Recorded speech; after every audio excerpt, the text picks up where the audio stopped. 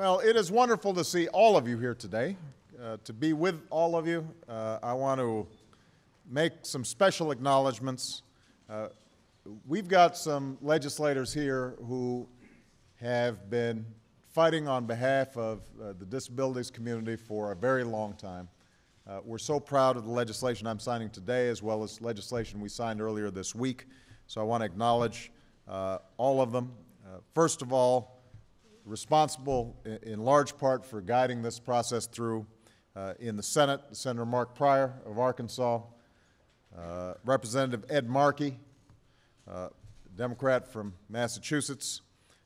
We also have here Senator Jay Rockefeller of West Virginia, Senator Barbara Mikulski, Democrat of Maryland. We've got Kent Conrad, as well as Byron Dorgan, the Dakota Boys from North Dakota. We've got Representative Henry Waxman, who's on so many important pieces of legislation this year, and we're grateful to him. Mr. Julius Janikowski is here, who's the chairman of the FCC. Where's Julius? There he is right there. Classmate of mine, somebody who has just been a great friend for a long time. And finally, we've got this guy. Some of you may know him. I happened to be listening to him this morning when I woke up. He's what I work out to. He's what I sweet talk Michelle to. Mr. Stevie Wonder's in the house. So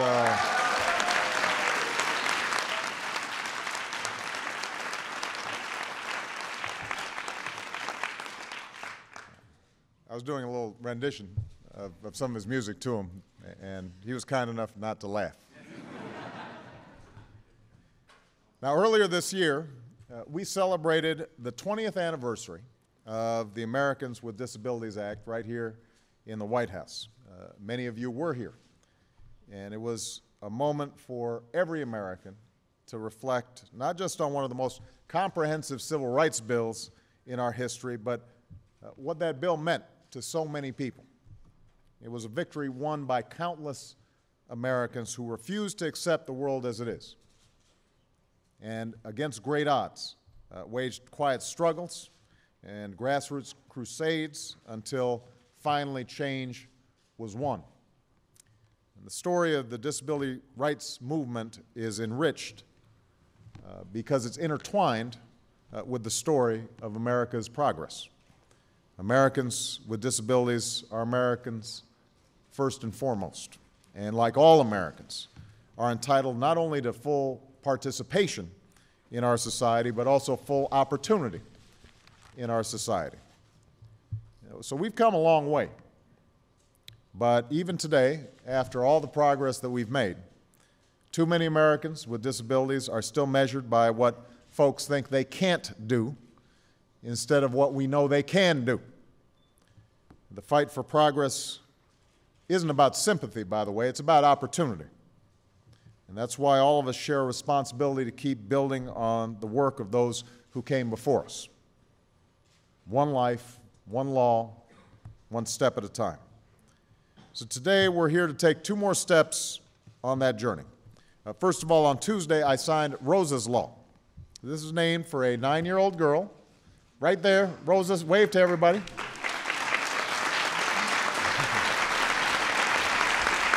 Yeah.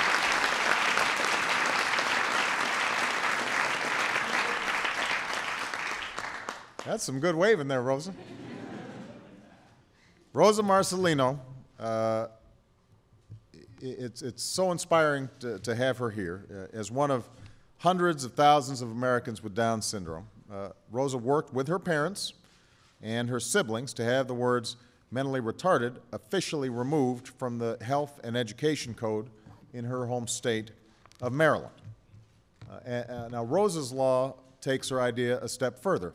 It amends the language in all federal health, education, and labor laws to remove that same phrase and instead refer to Americans living with an intellectual disability. This may seem to some people like a minor change, but I think Rosa's brother, Nick, put it best. Where's Nick? You right there, Nick? You can wave too. Go ahead. But I want everybody to hear Nick's wisdom here. He said, what you call people is how you treat them.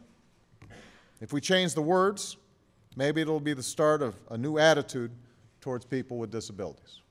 That's a lot of wisdom from Nick.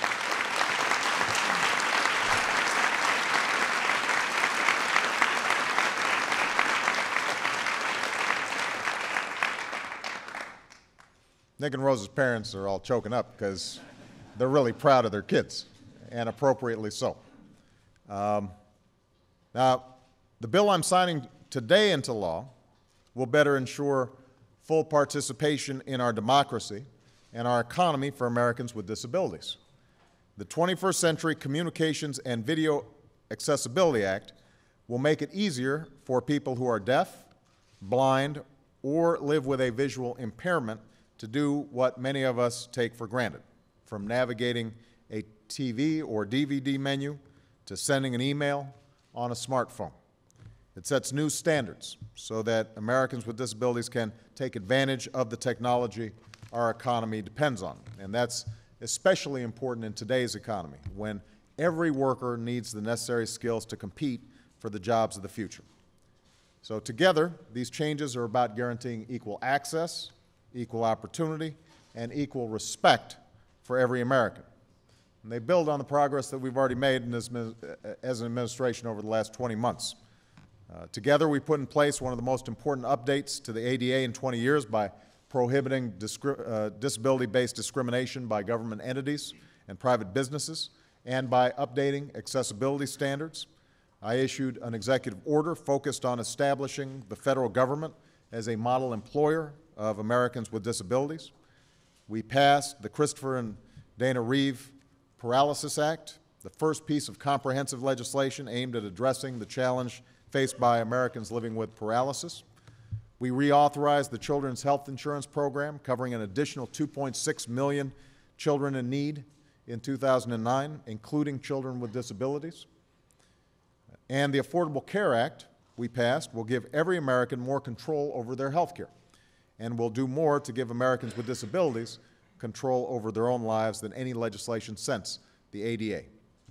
So equal access, equal opportunity, the freedom to make of our lives what we will. Living up to these principles is an obligation we have as Americans and to one another. Because in the end, each of us has a role to play in our economy. Each of us has something to contribute to the American story. And each of us must do our part to continue on this never-ending journey towards building a more perfect union. So I am so proud of the legislators here today. I want to thank all the advocates who helped bring this legislation about. And now I'm very proud to sign the bill.